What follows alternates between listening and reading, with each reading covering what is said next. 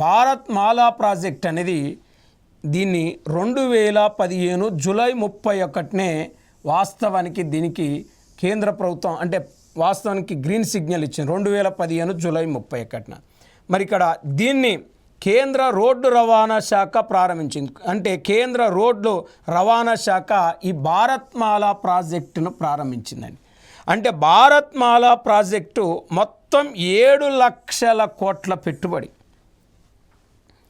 అంటే చూడండి, కేంద్ర రోడ్డు రవాణా శాఖ దీన్ని ప్రారంభించింది 2015 జూలై 31న ప్రారంభమైంది. వాస్తవానికి దీని యొక్క ఉద్దేశం ఏంటంటే 26,000 కిలోమీటర్లు దేశంలో రోడ్డు మార్గాలు నిర్మించాలి.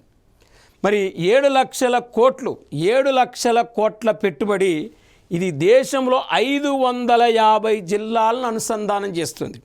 మరి దేశంలో 550 జిల్లాలను అనుసంధానం చేస్తుందంటే ఇక్కడ బైపాస్ రోడ్లు, రింగు రోడ్లు, చూడండి, బైపాస్ రోడ్లు, రింగు రోడ్లను నిర్మించి ట్రాఫిక్ సమస్యను తగ్గించే ఉద్దేశంతో కేంద్ర ప్రభుత్వం తీసుకొచ్చిన ఒక కొత్త కార్యక్రమే భారత్ మాలా ప్రాజెక్ట్ అని మనం చెప్పవచ్చు.